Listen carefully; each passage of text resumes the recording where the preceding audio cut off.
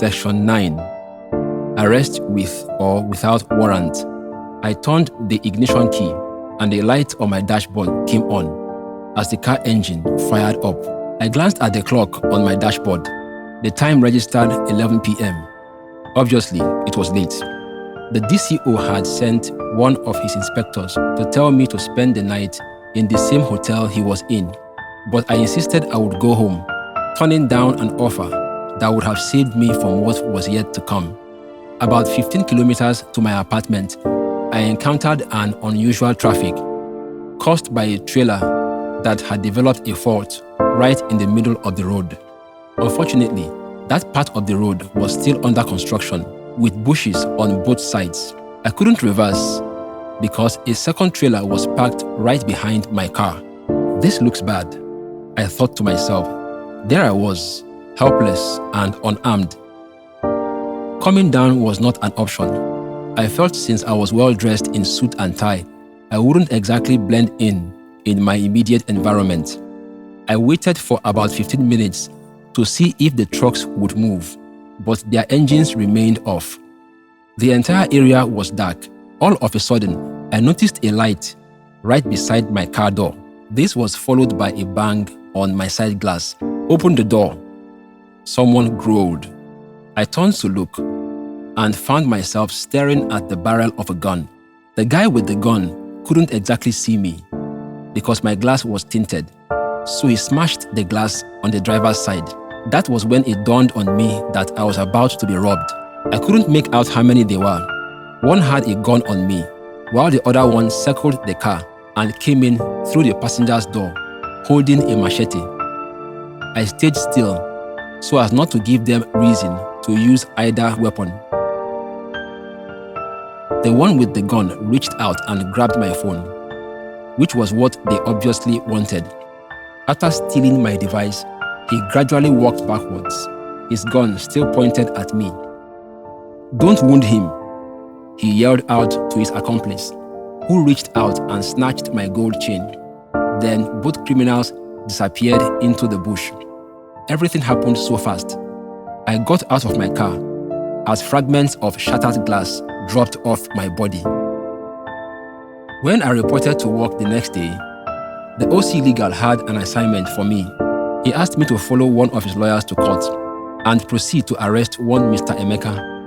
After the lawyer had given me an arrest warrant, I asked him what offense Mr. Emeka had committed, but he chose not to disclose it, for the obvious reason that the arrest cannot be effected without a warrant. We got to court, where we met a suspect being arraigned. The court registrar called out the name of the female suspect as Omowumi. She pleaded not guilty to a 2-count charge, following the declaration by the registrar. As the suspect stepped down from the dock, she turned in my direction. She was the lady who had disrupted the court because of her father, so she was eventually charged. I thought to myself. The magistrate rose to leave, and the lawyer I came with went to meet her in her chamber. Some minutes later, I got a call from the OC Legal. He told me to proceed to the airport and arrest Mr. Emeka, who was about to leave the country. I asked him about the warrant of arrest. He told me the magistrate we had approached said she was not a senior magistrate, and as such, she could not sign it. He added that I should wait for backup before I leave for the airport, since I had time on my side. I went to the court library to arm myself for this arrest, using sections 18 and 14 of the Administration of Criminal Justice Act, ACJA. Section 18 empowered me to effect an arrest without a court warrant. Subsection A frowns at arresting a suspect who cannot be arrested except with a warrant from the court. But subsection B encourages me to arrest anyone that commits an offense in my presence. I presented this to Mr. Emeka's lawyer when he raised an argument that his client cannot be arrested without a court warrant.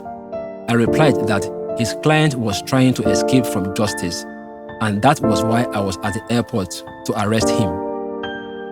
The lawyer asked me if I could prove that, and I told him that arresting his client was a process of investigation to prove he was trying to flee from justice.